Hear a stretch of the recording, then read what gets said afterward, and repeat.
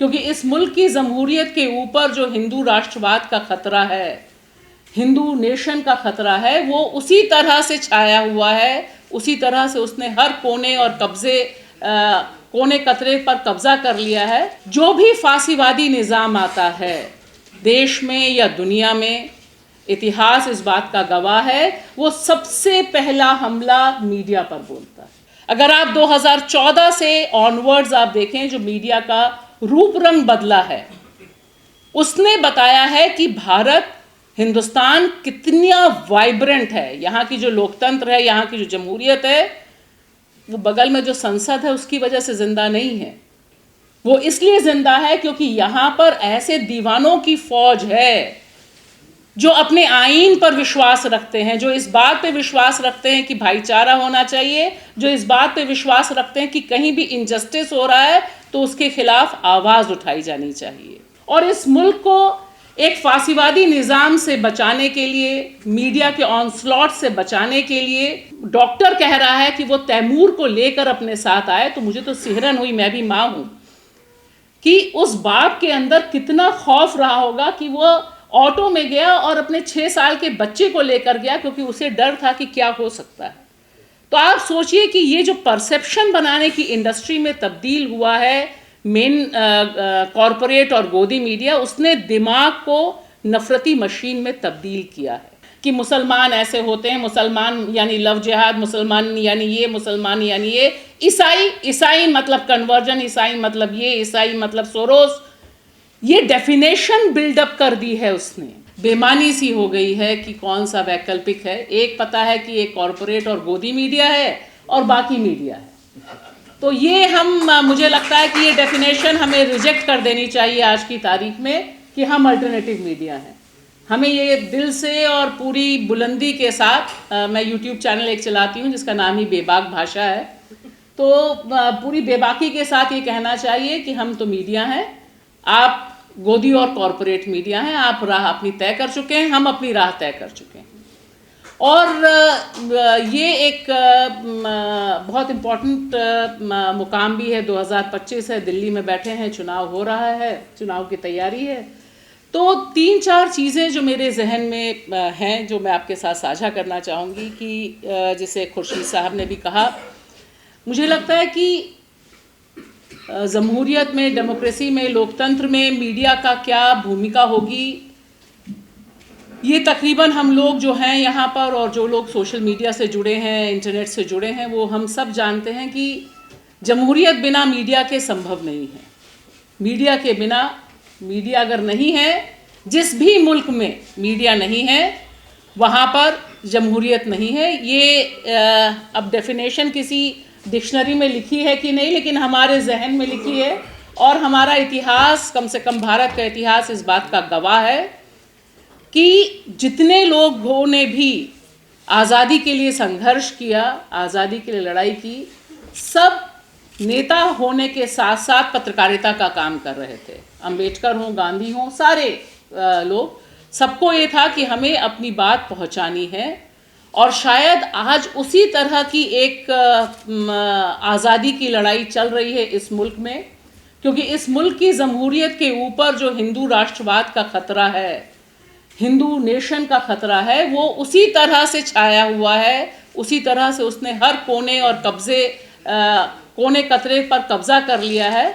शायद आज़ादी से पहले था कि नहीं पता नहीं, लेकिन आज हम तो ज़रूर फील करते हैं as a journalist, as a Indian citizen, as a Indian woman, I feel it very strongly that the threat is of our survival. It is not only of Muslims, it is not only of Christians, it is not only of minority, it is of every individual who want to have a free and independent life. तो ये जो ख़तरा है ये बहुत तगड़ा है। और शायद इसी वजह से, इसी की जो डेफिनेशन है अगर हम थोड़ा और एक्सपैंड करें, जो भी फांसीवादी निज़ाम आता है देश में या दुनिया में, इतिहास इस बात का गवाह है, वो सबसे पहला हमला मीडिया पर बोलता है।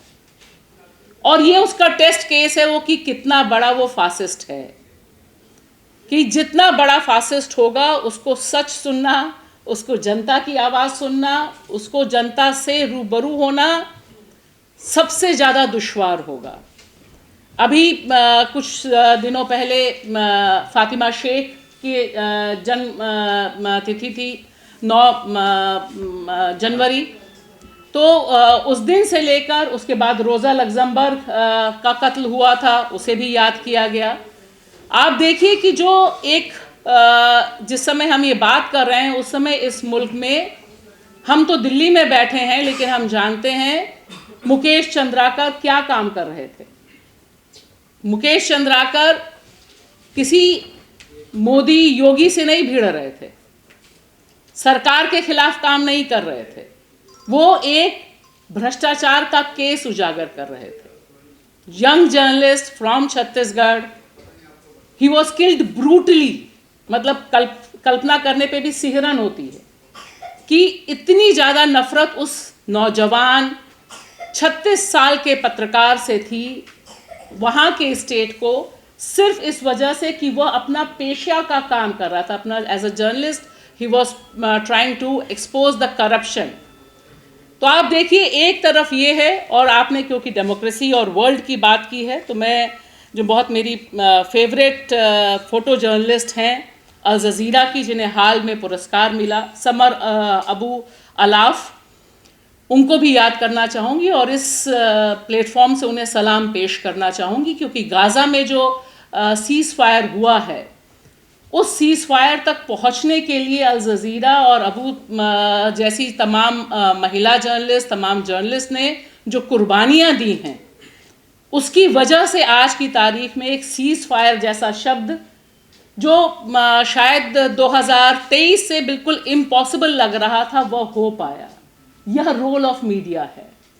वहाँ के जो पत्रकार जिन्होंने अपनी जान पर खेलकर हकीकत को बयां किया, वो वीडियोस, फोटोज, विजुअल्स हम तक पहुँचाए, दुनिया तक पहुँचाए, जबकि वो टकरा रहे थे इजराइल और अमेरिका जैसे एक ऐसे बड़े पावरफुल ग्रुप से जिनके पास सारी टेक्नोलॉजी है। कल्पना कीजिए, मुझे तो बड़ी हैरानी होती थी सोच के कि ये कहाँ से इनको इतनी हिम्मत मिलती है, लेकिन शायद उनका कन्विक्शन डेमोक्रेसी और उससे भी बढ़कर ह्यूमैनिटी में था। उन्हें लग रहा था, मतलब ऐसे हम आप सबने भी देखे होंगे ये तमाम फोटोज़, वीडियोज़ जहाँ पर जर्नलिस्ट जिसने अपना बेटा खो दिया, अपनी पत्नी खो दी, लेकिन तब भी वह रिपोर्टिंग कर रहा था। शायद यही एक बहुत बड़ी तस्वीर है 2023 से लेकर 2025 तक जो जिंदा रही, कि दरअसल जर्नलिज्म यानी क्या है, कौन सिखा रहा, कोई बड़ा ग्रुप नहीं सिखा रहा था, ऐसे लोग सिखा रहे थे, ऐसे लोगों की वजह से जिंदा रहा। और शायद ऐसे लोगों की जमात भारत में भी बहुत तेजी से बढ़ी है। अगर आप 2014 से ऑनवर्ड्स आप देखें, जो मीडिया का रूप रंग बदला है, उसने बताया है कि भारत, हिंदुस्तान कितना वाइब्रेंट है। यहाँ की जो लोकतंत्र है, यहाँ की जो जमहूरियत है, वो बगल में जो संसद है उसकी वजह से जिंदा नहीं है। वो इसलिए जिंदा है क्योंकि यहाँ पर ऐसे दीवानों की फौज है जो अपने आईन पर विश्वास रखते हैं, जो इस बात पे विश्वास रखते हैं कि भाईचारा होना चाहिए, जो इस बात पे विश्वास रखते हैं कि कहीं भी इनजस्टिस हो रहा है तो उसके खिलाफ आवाज़ उठाई जानी चाहिए। तो ये एक बहुत इम्पॉर्टेंट चीज़ मुझे लगती है कि इस चीज़ को हम कितना मजबूत रख सकें, कैसे हम इसको ज़िंदा रख सकें। दो चीज़ें मैं खाली आपसे और कहूँगी जो हमें समझनी, और क्योंकि मैं ये मान के चल रही हूँ कि हम सब फेलो ट्रैवलर्स हैं, हम सब वो जमा है यहाँ पर जो दरअसल इस मुल्क से बेपनाह मोहब्बत करते हैं, शायद इसीलिए हम यहाँ पर मौजूद हैं।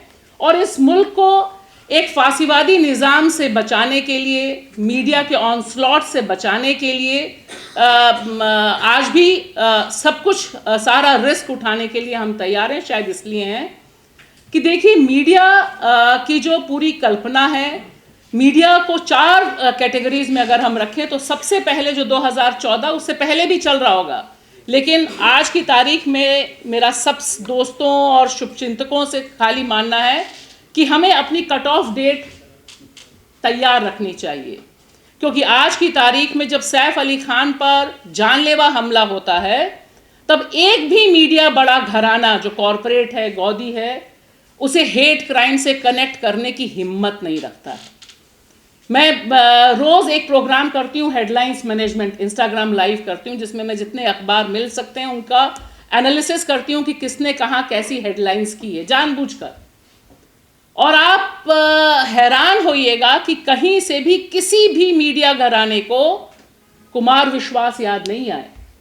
कहीं से भी किसी ने, मैं कह रही हूँ मीडिया, यहाँ पे मीडिया जब मैं कह रही हूँ तो कॉरपोरेट मीडिया, गोदी मीडिया और जो मीडिया घर दरवाजे तक पहुँचता है अखबारों की शक्ल में, किसी ने भी नहीं कहा कि कौन निशाने पे ले रहा था। और आज की तारीख में जब वह वहाँ का डॉक्टर कह रहा है कि वो तैमूर को लेकर अपने साथ आए, तो मुझे तो सिहरन हुई, मैं भी माँ हूँ, कि उस बाप के अंदर कितना खौफ रहा होगा कि वो ऑटो में गया और अपने 6 साल के बच्चे को लेकर गया, क्योंकि उसे डर था कि क्या हो सकता है।